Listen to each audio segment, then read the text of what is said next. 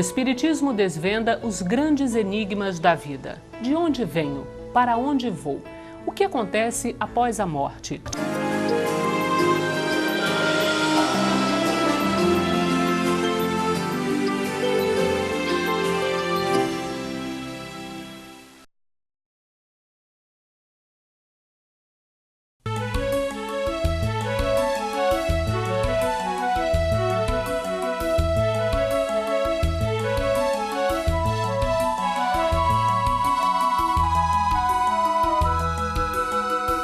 Quando os homens tiverem se despojado do egoísmo, viverão como irmãos. Terão olhos atentos e mãos fraternas para minimizar a tragédia alheia. Nesse tempo, então, haverá solidariedade. Capaz de unir pessoas de todas as raças, crenças e nacionalidades, a solidariedade derruba as barreiras sociais e faz nascer esperança onde antes havia apenas desolação. Solidariedade é o tema do programa de hoje. O nosso convidado é João Rabelo, da Federação Espírita Brasileira. João, nós temos grandes exemplos de solidariedade, que é, por exemplo, quando acontecem as grandes tragédias, em geral, catástrofes meteorológicas, enfim, e que todo mundo, no mundo inteiro, de alguma forma, contribui, tenta ajudar, tenta colaborar com aquelas pessoas que estão precisando muito mais do que a gente. Para que servem essas grandes tragédias do ponto de vista da solidariedade? Dois aspectos básicos. Primeiro, para oportunizar aquelas criaturas comprometidas com a lei, purgarem-se diante dos tribunais conscienciais. Segundo, para despertar a sociedade para esse fenômeno. Nos acorda que nós não somos assim tão poderosos do ponto de vista da vaidade pessoal, do orgulho nacional das grandes nações, e mostrar que acima do homem para uma justiça que absolutamente atenda a todos, dando oportunidade. Nós temos essa oportunidade, como o senhor falou, e aí acontece assim, faz a doação naquele momento e fica por ali. Perdemos uma oportunidade de aprender ainda mais? Perdemos uma oportunidade de aprender, mas também, sobretudo, de ir criando em nós a estrutura de preocupação com o outro. É aquilo que a nossa mentora Joana de Anjos explica, só é solitário quem não é solidário. Me permita contar ainda uma historinha. Eu morei na Bahia, no interior da Bahia, por razões profissionais, e uma região fumageira. Toda região fumageira tem muito tuberculose, porque as pessoas alimentam mal e ficam mascando aquela coisa do fumo, né? E com isso ataca o pulmão. Como lá tinha esse problema, a ONU financiou o Estado e criou ali um ambulatório para tratar essas pessoas. Foram tratadas, mas não ficavam boas, porque não se alimentavam. O Centro Espírita resolveu então fazer um trabalho de atender essa gente com alimentação. Um deles, um senhor velhinho que vivia na rua, ele estava com os 2 pulmões tomados e era irreversível. Arrumou-se lá um barraquinho para ele, para morrer com dignidade. Quando ele desencarnou, eu estava viajando e não pude ajudar minha mulher lá, como o pessoal do centro ajudou. Alguns meses atrás, depois, eu estava na reunião mediúnica e eu vi um espírito com a camisa exatamente igual a minha. Eu achei estranho, que coisa curiosa. Até o bolso tinha uma porca aqui, aquela roupa assim meio velhinha que a gente gosta de vestir em casa. Estava solto. Mas que coisa, o gosto do espírito é igual ao meu. E logo depois ele veio e se comunicou, disse, meu irmão, eu vi lhe agradecer a camisa e pedi a Deus que você possa ter sempre camisas para doar àqueles que, como eu, não as tinha para ser enterrados. A minha mulher tinha dado a minha roupa para ele, eu não sabia. Então você vê que a solidariedade é bonita nesse aspecto. E eu encontrei várias vezes depois. Em algum momento, até dificuldade na vida, ele estava lá. Estou aqui do seu lado, meu irmão. Quer dizer que a solidariedade tem uma resposta efetiva na lei e na vida. Agora, mas nem todo mundo responde com gratidão à solidariedade. E aqueles que são ingratos, que respondem exatamente com o oposto, com ingratidão? O que acontece? Com ingratidão, geralmente nos fere, é compreensível. E às vezes até raiva, porque a raiva é um processo biológico, não é um processo moral. É até uma defesa do organismo e da constituição das pessoas, dizem os psicólogos. Mas o que os espíritos nos dizem é que, nesse caso, o ideal é que nós tenhamos a grandeza de faz a sua parte e passa. O problema é dele. Observa que Jesus de Nazaré, que é o melhor modelo que nós temos, na hora que ele estava lá, meu Pai, perdoai-lhe, eles não sabem o que fazem, diz Humberto de Campos, através de Chico Xavier, que desceram entidade de altíssimo nível para pensar as feridas do mestre, apoiá-lo moralmente. Mas teve um espírito de tal grandeza, chegou Silencioso, colocou o ouvido nos lábios do mestre. Que deseja, Senhor? Ajude Judas. E Judas o te entregue para o sacrifício. Então cumpriu, não criou laços, porque quando nós revidamos, nós criamos a vinculação. Aí veio o Evangelho explicando, não sairá de lá enquanto não pagar o último centavo, reharmonizar-se. E como é que todo esse processo de solidariedade se reflete no plano espiritual? O que acontece no plano espiritual quando há todo esse processo de solidariedade tão evidente, tão bom? Quando acontece esse processo, o mundo espiritual se organiza para ajudar. Toda vez, é por isso que Jesus falava, quando 2 ou mais se reunirem em meu nome, seja para orar, seja para ajudar, eu estarei junto, quer dizer, os meus prepostos estarão ali colaborando. Nas guerras, nós sabemos que os espíritos estão ali presentes ajudando, nesses dramas que acontecem por aí, e até na vida pessoal, ou na vida particular dos lares, os mentores estão ali ajudando para que a gente não se comprometa.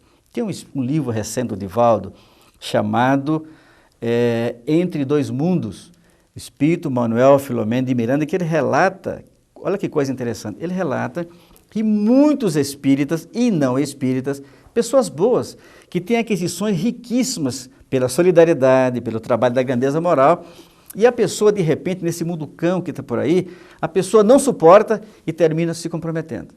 Para que ela não perca os créditos, o mundo espiritual a leva de volta antes. São atraídas não porque Deus está castigando, é a misericórdia para que ela não perca aquilo que conseguiu construir ao longo de muitas encarnações. Deixa eu fazer uma pergunta para o senhor que talvez fuja um pouco do nosso tema, mas é que já que o senhor citou a questão da guerra, o senhor disse que mesmo nos ambientes de guerra há sempre um auxílio espiritual muito grande. E aí quem está em casa certamente perguntaria, bom, mas por que elas continuam acontecendo? Ou por que uma determinada guerra, onde certamente há a atuação dos espíritos, ela permanece, ela se prolonga às vezes por tantos anos? Os espíritos nos dizem que a guerra ainda é uma situação do nosso estado animal. A nossa mentora Joana de Anjos nos explica que nós não chegamos ainda ao estado pleno hominal, porque a parte animal é ainda muito forte em nome daí, porque a guerra, a violência. Então a guerra é um estágio que vai desaparecer na Terra, certamente, num certo momento. Mas os espíritos se fazem presentes para socorrer. Nem todo mundo na guerra morre porque é mal, dali porque é convocado pela sua situação. Mas na Segunda Grande Guerra, é um fenômeno lindo, olha como é que o mundo espiritual se faz presente. Na véspera do Natal, lá próximo do famoso dia D, na guerra do Natal estavam italianos, franceses, japoneses, etc. E teve um momento em que um soldado italiano, são mais emocionais, ele sentiu uma dor dentro do coração, saudade da mãe, na véspera do Natal. A igrejinha tocou o sino, e aquele clima de Natal foi envolvendo, então na hora da meia-noite, ele disse, eu não vou matar ninguém hoje. E o badalar do sino foi envolvendo, e ele então parou as armas e começou a cantar. Isso está nos anais da guerra. Ele começou a cantar, Noite Feliz. De repente alguém do outro lado, que era francês, que também é latino, tocou aquilo, ele parou de atirar. E começou a cantar, Noite Feliz. E de repente o campo de guerra estavam todos cantando, Noite Feliz. Como se sabe, foi a primeira vez que em plena guerra parou-se as bombas, as armas, as explosões para homenagem a Jesus. Ali estavam os espíritos, estimulando que ali todos somos irmãos diante da lei e precisamos construir a bondade na terra. Como podemos fazer ou auxiliar ou ensinar, por exemplo, uma criança a exercitar a solidariedade, se é possível? Primeiro doando a ela, porque uma criança feliz, uma criança amada é uma criança feliz. Um velho amado é um velho feliz. A criança amada, ela tem amor abundante para doar-se. E o gesto de exemplificação que os pais podem dar. Daí por quê? É bom que a gente leve nossos filhos para a evangelização. Porque a evangelização, além de preparar a consciência, esses valores de beleza interior, estimula a criança a doar-se, participar do trabalho da solidariedade, da campanha do quilo, visitar. Então, com isso, nós vamos preparando a nossa criança para ver o mundo, como ela também sendo um construtor desse mundo novo que nós precisamos fazer na Terra. João Rabelo, muito obrigada pela sua participação, por esses esclarecimentos sobre solidariedade. Há 175 anos, no dia 29 de agosto, nascia Adolfo Bezerra de Menezes. Veja o mini documentário que o Terceira Revelação preparou para homenagear o médico dos pobres. Doutor Bezerra de Menezes, o médico dos pobres. Brasileiro, cearense, médico, militar. pai dedicado, político íntegro, abolicionista, espírita. Não há como falar de Bezerra de Menezes sem imaginar a caridade. Não há como se falar em amor sem ter a expressão sublime do Dr. Bezerra de Menezes.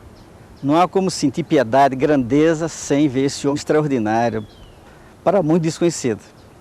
E não há como se exercer a bondade, a solidariedade, sem entender a figura grandiosa do médico dos pobres. Adolfo Bezerra de Menezes Cavalcante nasceu a 29 de agosto de 1831 em Riacho do Sangue, hoje Jaguaretama, no Ceará.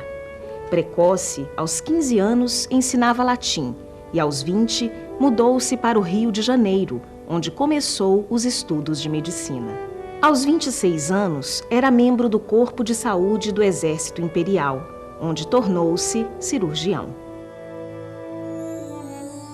Todos nós sabemos que a sua formação acadêmica era da medicina e exerceu isso com a gratuidade que se requer de um espírito que pauta a sua vida pelos valores evangélicos cristãos. Em 1860, Bezerra de Menezes é eleito vereador da Câmara Municipal do Rio de Janeiro. E em 1867, tornou-se deputado-geral. Político de grande habilidade, sempre lutou pelas pessoas pobres e a favor do bem-estar de todos. Uma das causas que defendeu com entusiasmo foi a libertação dos escravos. Foi um político que pautou a sua ação pela honradez, né? Foi um político que pautou a sua ação pelo compromisso com os pobres. Esses aspectos é que fizeram de Bezerra de Menezes um político exemplar ainda, e aí será por muito tempo, né, em nossos dias.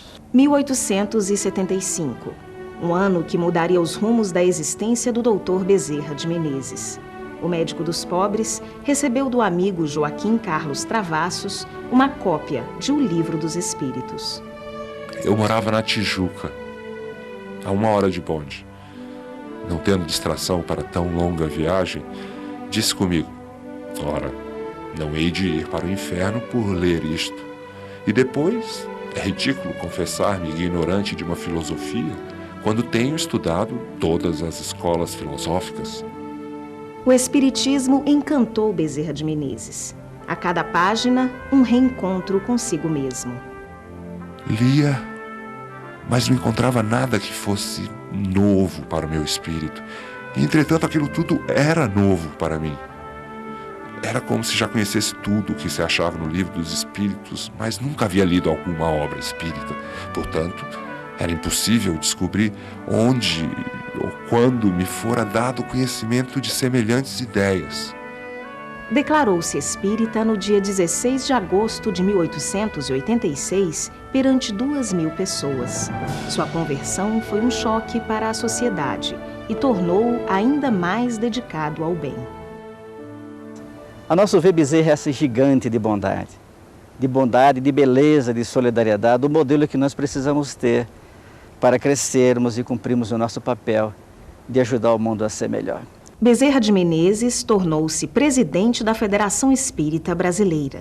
Bezerra foi um grande presidente da Federação Espírita Brasileira e deixou, né, como exemplo o trabalho, o dinamismo, fazendo com que a federação pudesse se firmar como uma instituição que tem como parâmetro, né, cuidar, vamos dizer assim, dos fundamentos da preservação da doutrina espírita codificada por Allan Kardec.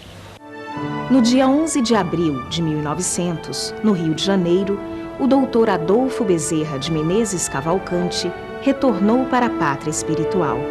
Deixou para os brasileiros um exemplo de ética, amor e fraternidade. Mas para os espíritas, Bezerra de Menezes continua presente. O Terceira Revelação de hoje está terminando.